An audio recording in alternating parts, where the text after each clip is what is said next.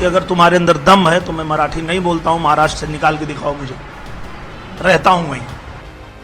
महाराष्ट्र में मराठी भाषा को लेकर चल रहे विवाद ने राजनीतिक रंग ले लिया है। भाषा विवाद की लड़ाई पर भोजपुरी फिल्मों के अभिनेता और सिंगर दिनेश लाल यादव निरहुआ की भी प्रतिक्रिया आ गई है। निरहुआ ने चुनौती दी है कि वे भोजपुरी बोलते हैं और अगर किसी में दम है तो कोई उन्हें महाराष्ट्र से बाहर निकाल कर दिखाए।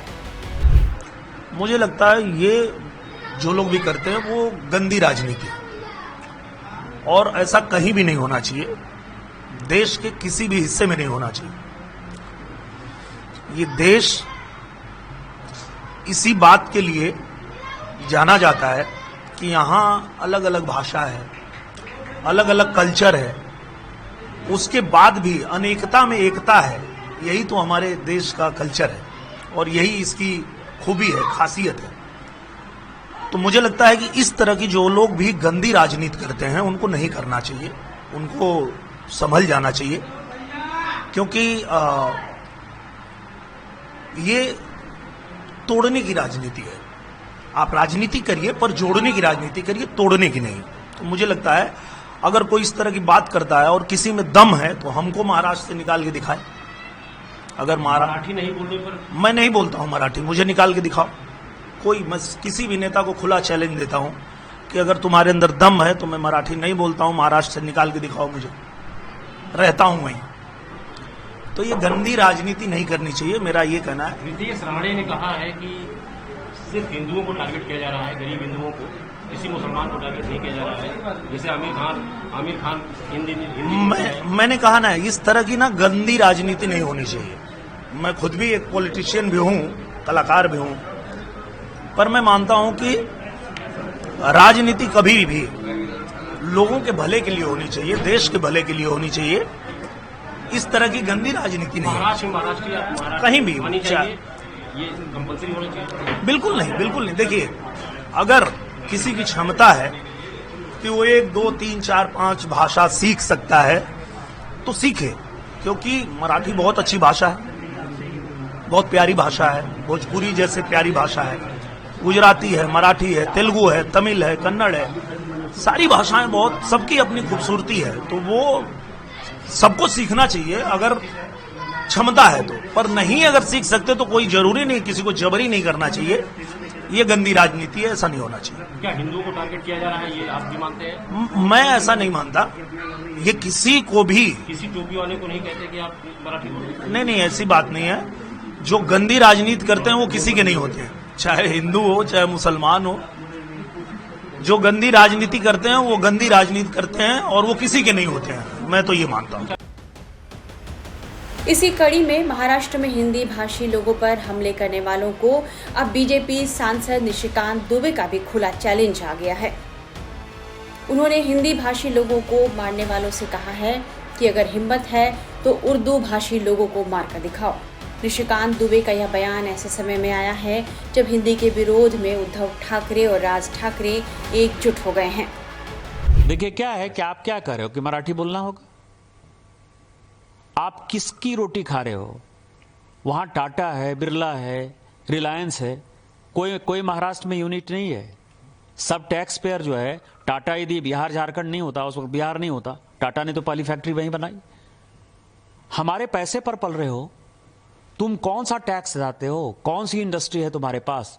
माइंस हमारे पास है, झारखंड के पास है, छत्तीसगढ़ के पास है, मध्य प्रदेश के पास है, उड़ीसा के पास है। आपके पास कौन सी माइंस है? रिफाइनरी यदि रिलायंस ने बैठाई या एसआर ने रिफाइनरी बैठाई तो वो गुजरात में रिफाइनरी बैठाई है। सारी इंडस्ट्री जो है, सेमीकंडक्टर की भी इंडस्ट्री है तो गुजरात में आ रही है। आप जो है लाटसाही कर रहे हो और ऊपर से जो है आप हमारा दोहन करके, शोषण करके टैक्स पेयर करते हो। और यदि आप में ज्यादा हिम्मत है तो आप हिंदी भाषी को मारते हो तो उर्दू भाषी को भी मारो, तमिलियन को भी मारो, आप जो है तेलुगु वाले को भी मारो। आप जो इस तरह की घटिया हरकत कर रहे हो, और मैंने हमेशा कहा है कि जब अपने घर में हो, महाराष्ट्र में हो, यदि बहुत बड़े बॉस हो तो चलो बिहार, चलो उत्तर प्रदेश, चलो तमिलनाडु, तुमको पटक पटक के मारेंगे। ये एनार्की जो है नहीं चलेगी।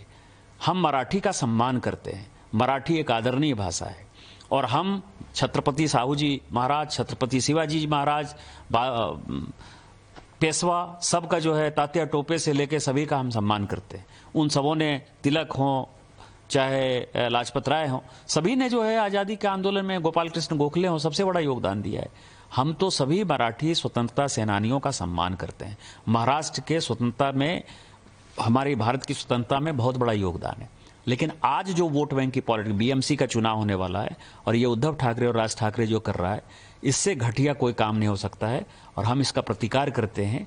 और यदि उनमें हिम्मत है, जो मैंने आपको कहा है, यदि उनमें हिम्मत है तो बगल में जो है माहिम इलाके में चले जाएं और माहिम की दरगाह के सामने जो है किसी हिंदी भाषी और उर्दू भाषी को पीट कर दिखा दें, तो मैं मानूंगा कि वो सचमुच जो है बाला साहब ठाकरे जी के जो है वारिस हैं और बाला साहब ठाकरे जी के सिद्धांतों पर चल रहे हैं। निशिकांत दुबे से पहले महाराष्ट्र के मंत्री नीतीश राणे ने भी इस मामले को हिंदू मुस्लिम मुद्दे से जोड़ दिया था। उन्होंने ठाकरे भाइयों को चुनौती देते हुए कहा कि वे मुसलमानों से मराठी बोलकर दिखाएं।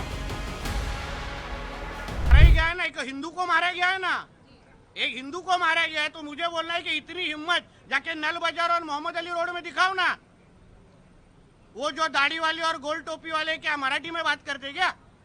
शुद्ध मराठी में बात करते क्या? उधर जाने की, उनको कान के नीचे बजाने की हिम्मत नहीं है। जावेद अख्तर क्या मराठी में बात करता है क्या? आमिर खान क्या मराठी में गाता है क्या? उधर उसके मुंह से मराठी निकालने की हिम्मत नहीं है। ये गरीब हिंदू को क्यों मारने की हिम्मत कर रहे हो? ये सरकार हिंदू ने बिठाई है, हिंदुत्व विचार की सरकार है, इसलिए इस तरह की कोई भी अगर कोई हिम्मत करेगा तो हमारी सरकार भी तीसरी आंख खोलेगी। इतना मैं कहना चाहता हूँ। हिंदू राष्ट्रामध्ये हिंदूंना फूट पडण्यासारखी आहे। आमच्या देशाला इस्लाम राष्ट्र बनवण्याचे हे षडयंत्र आहेत।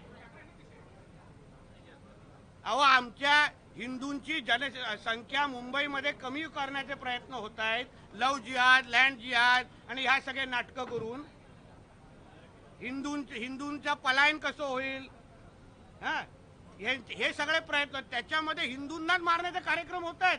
मालवणीमध्ये जावा ना, ते काय सगळे एकदम शुद्ध मराठी बोलतात की काय? तिथे का नाही जाऊन मारत एक पण? हे जे कोण छाती ताणून बोलतायत ते,